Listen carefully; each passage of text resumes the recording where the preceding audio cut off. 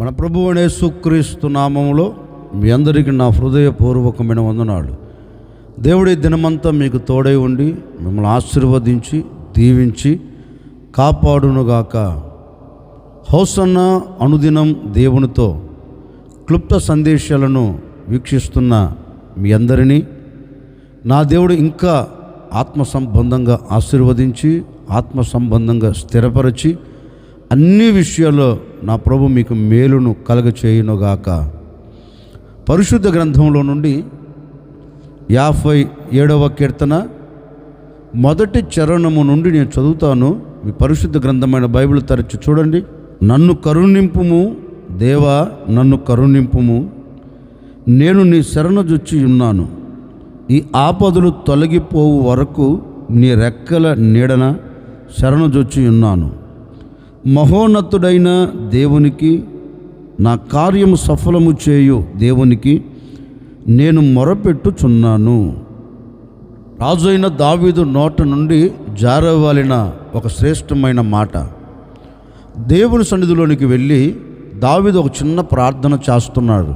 అయ్యా, ఇక నాకు ఈ లోకంలో ఆశ్రయం అంటూ ఏమీ లేదు.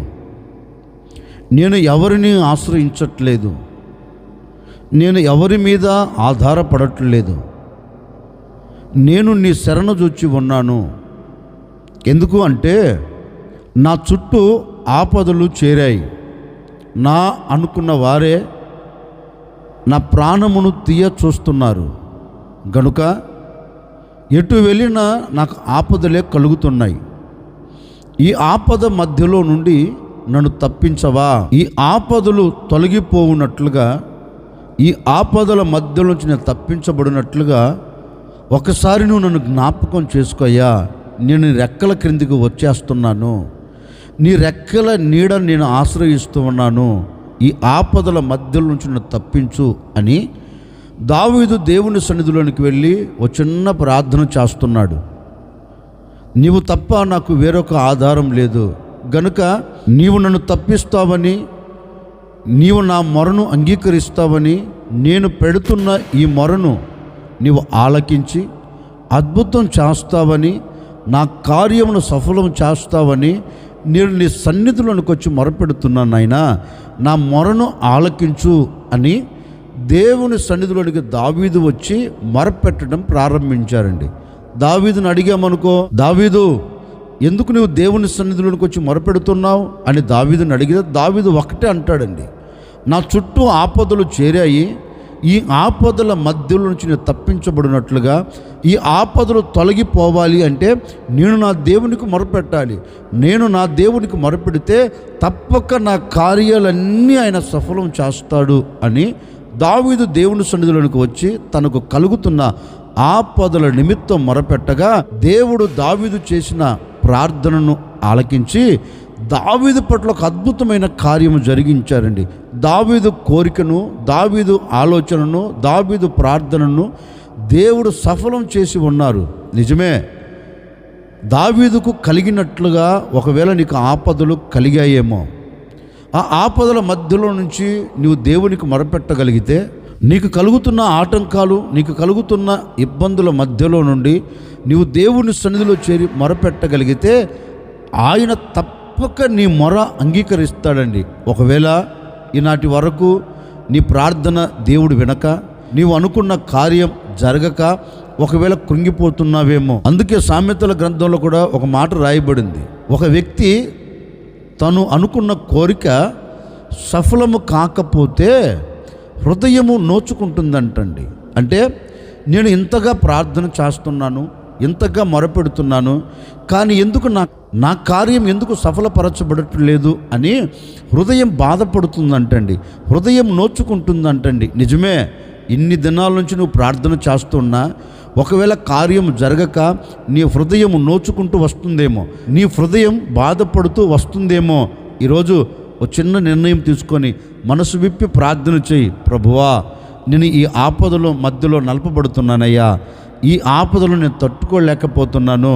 ఒక ప్రక్క నిందలు అనే ఆపదలు, ఒక పక్క ఆటంకాలు అనే ఆపదలు, నా అనుకున్న వారే నాకు విరోధులై శత్రువులుగా మారి నా మీద విషపు చూపులు చూస్తూ నేను ఆపదల మధ్యలో నిలిచి ఉన్నానయ్యా. ఇటు వెళ్ళలేక అటు వెళ్ళలేక 4 గోడల మధ్యలో బంధించబడినట్లుగా నేను నిలిచిపోయి ఉన్నానయ్యా. ఈ ఆపదల మధ్య నుంచి నేను బయటికి రాలేనా, ఈ ఆపదల నుంచి నేను బయటపడలేనా అని నా హృదయం నోచుకుంటుంది, నా హృదయం బాధపడుతుందయ్యా.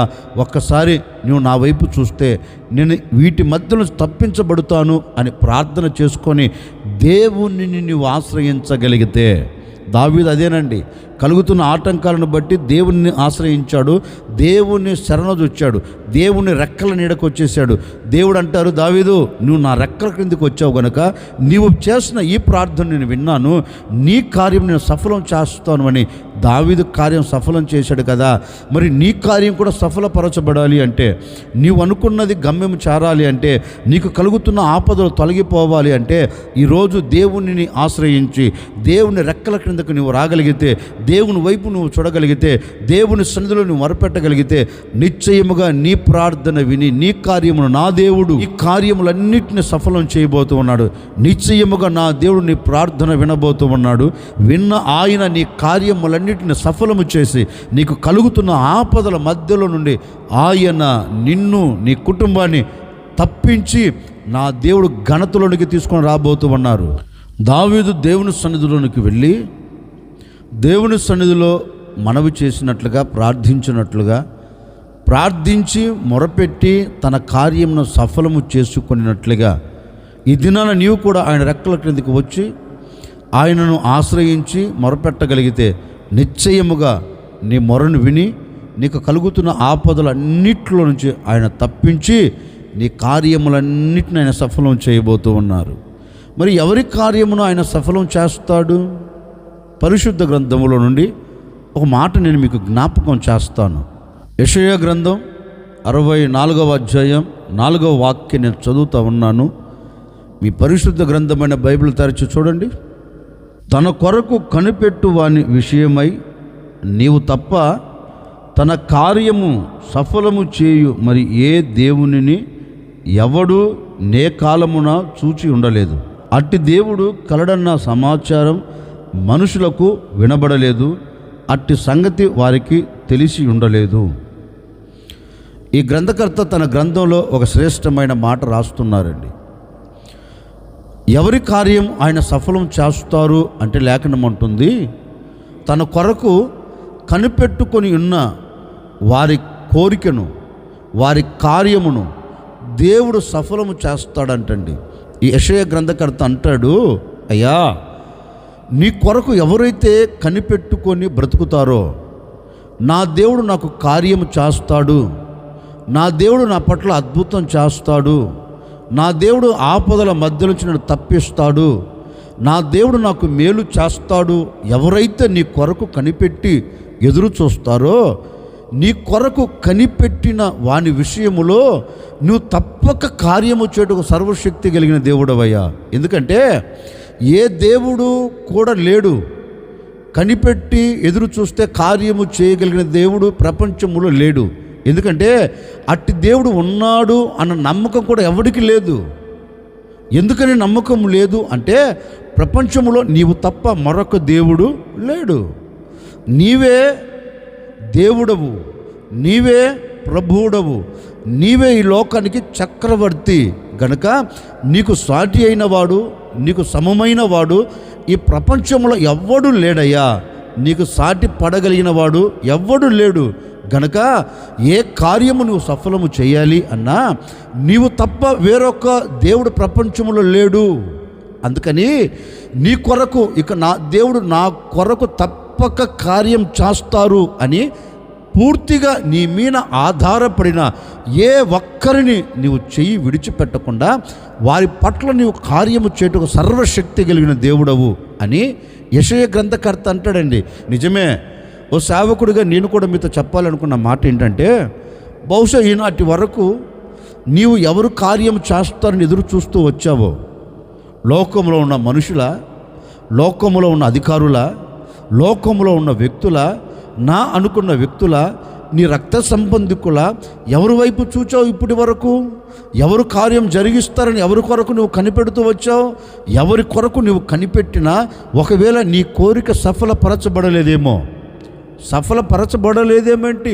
సఫలపరచబడలా అంటే మనిషిని వైపు నువ్వు చూచావనుకో, నీ కోరిక సఫలపరచబడదండి. నా అనుకున్న వారి వైపు చూచావనుకో, నీ కోరిక నెరవేర్చబడదండి, నీ కార్యం సఫలపరచబడదు. ఎందుకంటే మానవుడు దేన్ని చేయలేడు, ఏ కార్యం చేసి ముగించలేడు. ఎదురు చూస్తున్నావు, ఎదురు చూసిన నీవు నిరాశగా తిరిగి వస్తున్నావు.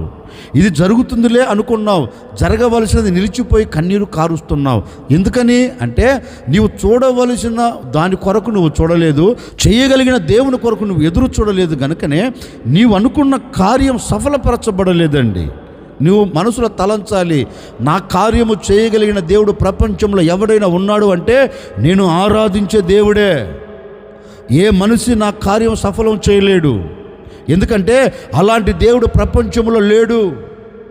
ఈ ప్రపంచానికి దేవుడు ఒక్కడే అని నీవు విశ్వసించి నేను ప్రకటించే యేసు క్రీస్తు వైపు నీవు చూడగలిగితే, ఆయన మీద నీవు ఆధారపడగలిగితే, ఆయన కొరకు నీవు కనిపెట్టి ప్రార్థన చేయగలిగితే నిశ్చయముగా నీ కార్యము సఫలము చేయుటకు సింహాసనమును విడిచి నీ యొద్దకు దిగిరాగలిగిన వాడు, నీ కార్యములంటిని సఫలము చేయుటకు సర్వశక్తి కలిగిన దేవుడు, ఆయన వైపు నువ్వు కనిపెట్టుకొని చూడగలిగితే నీ కార్యములన్నీ దేవుడు సఫలం చేస్తాడు. అందుకే ఓ సేవకుడిగా మరలా నేను మీతో చెప్తున్నానండి, ఒకవేళ నువ్వు ఏ కార్యం జరగాలని కోరుకుంటున్నావో, ఏ కార్యం నెరవేర్చబడాలని ఆశపడుతున్నావేమో, ఈ కార్యం జరిగితే బాగుండు అనుకుంటున్నావా? ఈ పిల్లల వివాహం పట్ల కార్యం జరిగితే బాగుండు అనుకుంటున్నావా? ఈ పిల్లల ఉద్యోగం పట్ల కార్యం జరిగితే బాగుండు అనుకుంటున్నావా? నీ కుటుంబం కట్టబడినట్లుగా ఒక కార్యం జరిగితే బాగుండు అనుకుంటున్నావా? నిన్ను వేధిస్తున్న, నిన్ను వెంటాడుతున్న సమస్యల మధ్య నుంచి విడుదల పొందాలి, దేవుడు ఈ కార్యం చేస్తే బాగుండు అనుకుంటున్నావా? ఆర్థిక ఇబ్బందుల మధ్య నలపబడుతున్నాను, ఈ ఆర్థిక ఇబ్బందులు తొలగిపోయి కార్యం జరిగితే బాగుండు అనుకుంటున్నావా? ఈరోజు మనసు పూర్తిగా అవి తొలగిపోవాలి అంటే దేవుని కొరకు కనిపెట్టు చూడు. నీ కుటుంబంలో నా దేవుడు అద్భుతం జరిగించబోతూ ఉన్నాడు, నీ కార్యము నా దేవుడు సఫలం చేయబోతూ ఉన్నాడు, నీ కార్యము నా దేవుడు నెరవేర్చబోతూ ఉన్నాడు. నీవు అనుకున్న ప్రతి కార్యమును నువ్వు చూచున్నట్లుగా నీ చుట్టూ ఆవరించిన ప్రతి ఆటంకాలు తీసివేసి ఆటంకాల మధ్యలో నుండి నిన్ను ఆశీర్వాదకరంగా నిలబెట్టుటకు సర్వశక్తి కలిగిన దేవుడు, నేను ప్రకటించే యేసు, ఆయన కొరకు నువ్వు ఎదురు చూస్తే అండి నీ కార్యములన్నీ నా దేవుడు సఫలం చేయగలుగుతాడు. లేఖనంలో ఒక చరిత్ర నేను మీకు జ్ఞాపకం చేస్తాను. మనందరికీ బాగా పరిచయమైన మాటే, సందర్భాన్ని బట్టి నేను మీతో చెప్తున్నాను. యోసేపు ఉన్నారు కదండి, అన్నల మధ్య అవమానపరచబడ్డాడు, అన్నల చేత కొట్టబడ్డాడు, అన్నల చేత అమ్మబడ్డాడు. యోసేపుకు అంతా ఇంత శ్రమలు కాదండి.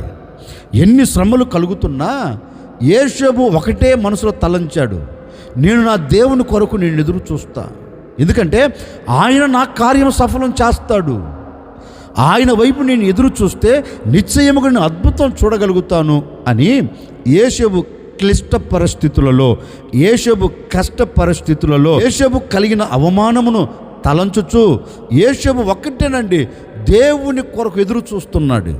నా దేవుడు ఏదో ఒకరోజు నాకు మేలు చేస్తాడు, నా దేవుడు ఏదో ఒకరోజు కార్యం జరిగిస్తాడు అని దేవుని వైపు ఎదురు చూస్తున్నాడండి, దేవుని కొరకు కనిపెడుతున్నాడండి. లేఖనం అంటుంది, కొట్టబడినవాడు, గోతిలో వేయబడినవాడు, గోతిలోంచి తీసి మిద్యానుల చేతికి అమ్మబడినవాడు, ఈజిప్టు దేశములో అమ్మబడినవాడు, ఆ దేశములో అమ్మబడి బానిసత్వం కింద బ్రతుకుతున్న వ్యక్తిని గురించి మనం చదివితేనండి, ఎలాంటి పరిస్థితులు తనకి విభిన్నంగా మారినా, ఎన్ని ఆపదలు వచ్చాయండి. నా అనుకున్న వారి ద్వారా ఆపదలు కలిగాయి, రక్తము పంచుకొని పుట్టిన అన్నల ద్వారా ఆపదలు ఎదుర్కొన్నాడు, ప్రక్కేమో తనతో ఉన్నవారితో ఆపదలు ఎదుర్కొన్నారు. ఎన్ని ఆపదలు తన చుట్టుముట్టినా, ఎన్ని ఆటంకాలు తన చుట్టుముట్టినా మనసులో ఒక నిశ్చయిత, మనసులో ఒక నిరీక్షణ, మనసులో ఒక కోరిక, నా దేవుని వైపు నేను చూస్తున్నాను, నా దేవుని కొరకు నేను కనిపెడుతున్నాను, నిశ్చయంగా వీటి మధ్యలో నుండి నా దేవుడు నన్ను తప్పిస్తాడు, నా కార్యమును సఫలం చేస్తాడు అని దేవుని కొరకు ఎదురు చూడటం ప్రారంభించాడండి. ఏ పరిస్థితిలో అతడు ఉన్నా దేవుని కొరకే చూచాడు. ఆ కష్టకాలన్నిటిని దేవుడు కొట్టివేసి, ఆ కష్టాలన్నిటిని దేవుడు తీసివేసి, అవమానము పొందిన చోటే, అవమానాన్ని చూచిన చోటే దేవుడు అతనికి రెట్టింపైన ఘనతను అనుగ్రహించి ఆ దేశములో సింహాసనం మీద అతన్ని కూర్చోబెట్టాడండి. ఇంకో మాట చెప్పనా, అతని ఆజ్ఞ లేకుండా చెయ్యి కానీ కాలు కానీ ఆడించలేకపోయారండి.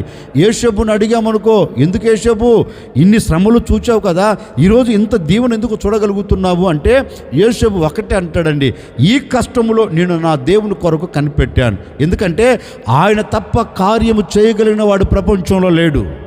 ఆయన తప్ప కార్యము జరిగించుటకు వేరొక వ్యక్తి లేడు.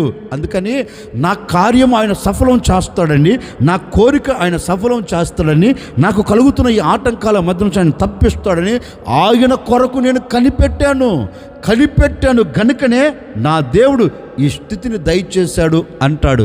నిజమే కదండి. ఎన్ని ఆపదల మధ్య నుంచి దేవుడు తప్పించుకొని సింహాసనం ఎక్కించాడు.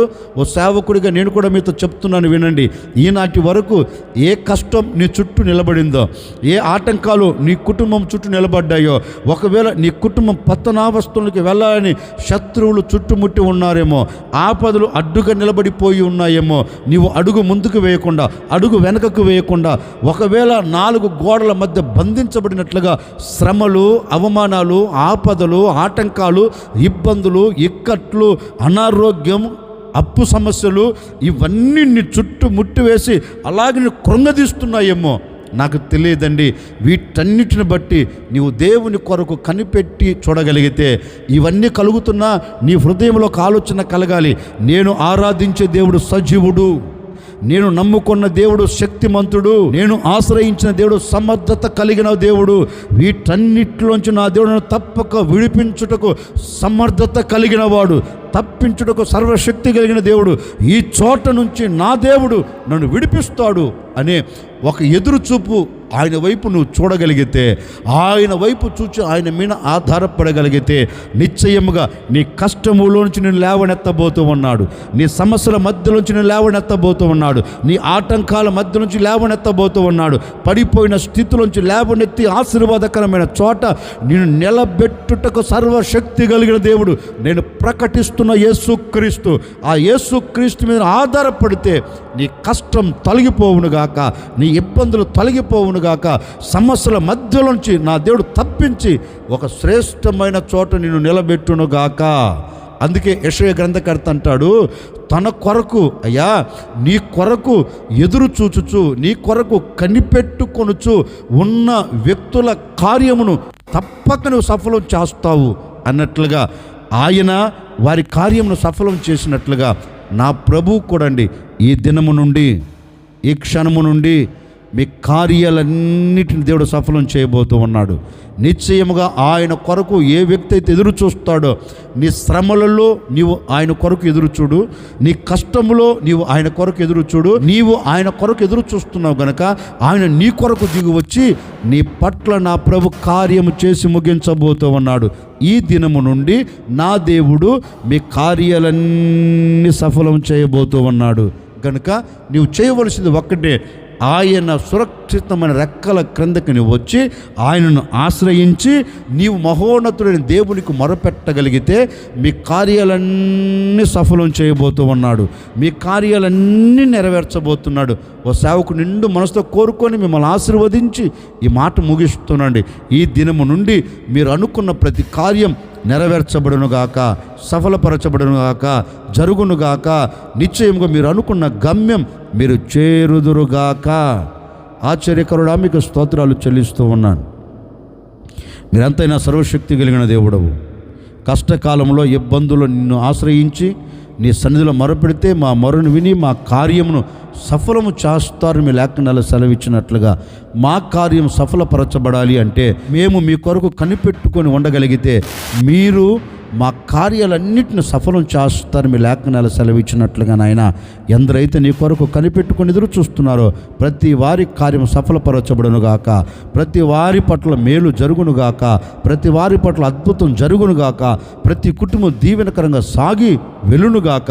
అలాంటి కార్యమును జరిగించి మహిమ తెచ్చుకోమని యేసు నామములు అడిగి వేడుకొనుచున్నాము తండ్రి, ఆమెన్. ఈ దినమంతా నా ప్రభు మీకు తోడై ఉండి అన్ని విషయాల్లో మీ మొరను ఆలకించి మీ కార్యాలన్నిటిని నా దేవుడు సఫలము చేయునుగాక.